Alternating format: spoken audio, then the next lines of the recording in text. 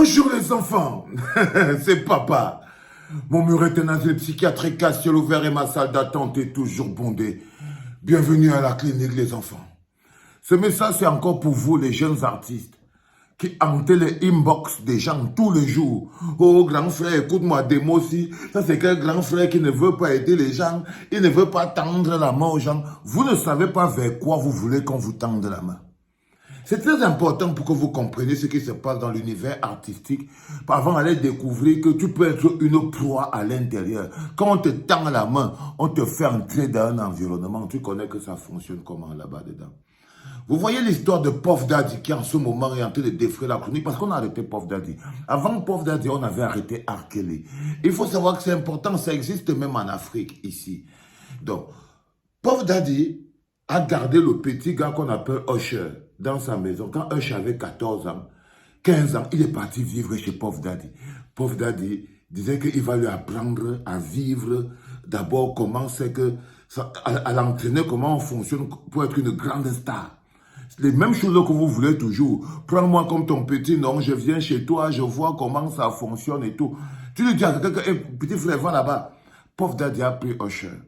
Usher, que vous voyez ici, c'est lui qui racontait encore lui-même dans des émissions de télévision comment il participait aux fêtes d'adultes et tout, patati patata. Mais jamais il n'a dit que non, il a subi des attouchements de Puff Daddy. Jusqu'au jour où Usher décide d'aller livrer le petit Justin Bieber. Le petit Justin Bieber, en ce moment, il est totalement traumatisé. Parce que Puff Daddy lui a aussi fait du salon.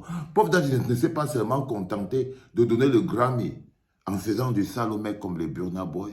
Parce que tous les gens qui sont partis aux États-Unis, quand tu veux être une star, quand tu veux trop être une star, ils font de toi une star. Tu te mets sur la table, on te met bien et tu deviens une star. Et tu deviens une star. C'est la même chose que vous voyez, par exemple, ici, là, vous voyez un peu les chanteurs qui ont les troupes comme ça, les petits pays, les longueurs. Tu vois les chanteurs dont tu avais mes danseuses. Allez voir le cotopillage qu'ils font à ces danseuses. Allez voir ce que les chefs, les orchestres, là, vous voyez par exemple un chanteur qui dit que je serai la longueur avec tous ces libératrices. Allez voir. Quand vous entendez, oh, petit pays, les danseuses des sans visage des petits pays. Vous avez vu Koffi Olomide? La dernière fois, Koffi Olomide, il avait même donné un coup de pied.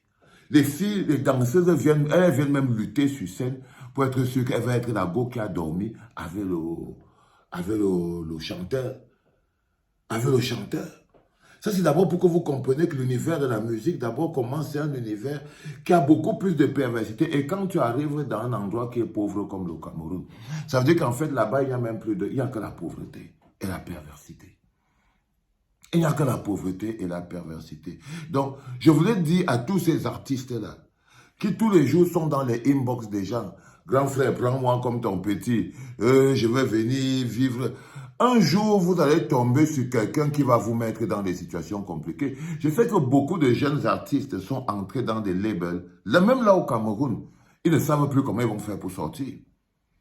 Je sais qu'il y a beaucoup d'artistes qui sont entrés dans des labels là au Cameroun.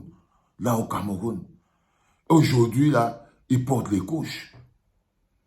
Aujourd'hui, vous les voyez en train de marcher avec les extensions partout sur la tête. Il y a des gars qui sont devenus des filles là au Cameroun directement. Les plus nerveux surtout. Les plus nerveux. Et je vous dis que comment les repérer, regardez-les dans leur combat. C'est-à-dire que leur lutte principale, c'est leur principe. C'est-à-dire que leur lutte de tous les jours.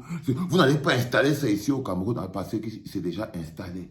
Tu ne te bats que contre quelque chose dans lequel tu es plongé pieds et poings liés. Quelqu'un qui n'est pas pieds et poings liés dans le monde du tchéléisme ne peut pas avoir pour lutte de dire que oh, ma lutte ce sera que vous n'allez pas venir installer ça ici au Cameroun. Si moi je ne vis pas dans un environnement où il y a le tchéléisme, comment c'est que ça peut être ma lutte de vouloir installer ça au Cameroun? Moi, ça ne me concerne pas. Je vis dans mes autres choses, je fais mon business, je suis là, les histoires des autres, ça ne me concerne pas parce que je suis très concerné dans ce que je suis en train de faire. Mais lorsque tu es plongé dedans, je vous dis que le petit Usher, c'est lui qui a présenté Justin Bieber à Puff Daddy. À Puff Daddy. Comme les jeunes filles prennent souvent leurs copines, amènent, tu vas aller être la danseuse de ceci, ou je ne sais pas trop quoi, dans l'orchestre de cela. Il y a l'autre part. Vous avez écouté Petit Pays? Il disait que mais, les Njoro étaient chez lui, il lavait les assiettes. Ben oui. Petit pays disait que non, ils sont là, ils habitent dans la maison, ils sont les garçons de course, l'autre pas laver les assiettes. Ça, c'est ce qu'on peut entendre. Mais le reste, le dernier, est-ce que vous êtes au courant? Pas au courant. On dit que non, il partait laver les assiettes, c'est lui qui m'envoyait faire ceci, c'est lui que j'envoyais faire cela, patati, pataron. Patati, pataron. Donc, il faut faire très attention avec l'envie de vouloir être des stars. Je voulais encore vous donner ce conseil aujourd'hui, les jeunes frères. Je ne dis pas que vous ne devez pas aller apprendre de vos aînés, mais vous pouvez aussi avoir votre propre expérience. Vous devez comprendre que ce n'est pas un univers qui est totalement sain. C'est un univers où les gens ils sont trop pervers. Ils sont trop pervers, c'est un univers qui n'est pas clair, c'est un univers qui n'a pas de propreté et tout. Et vous pouvez facilement être des proies, surtout quand vous voulez trop. Vous les voyez aujourd'hui, là, ils font les petits beaux. De plus en plus, vous les voyez, ces gars-là, ils ressemblent à des filles. À chaque fois, vous les voyez, ils font avec les extensions, les machins, trucs, tout ça. Vous les voyez se transformer devant vous, non? Les rastas et tout, peut-être. Parce que les mecs ne rigolent pas quand ils décident que non, ils vont faire de toi une nana. Ils font de toi une nana. Même quand on te voit parler dans ton truc, on sent comment ton énergie devient l'énergie du coco. Vous voyez ce que je veux dire? Donc faites très attention, les gars. C'est pas si facile que ça. Allez, c'était le tout dernier juste pour la route. C'était papa.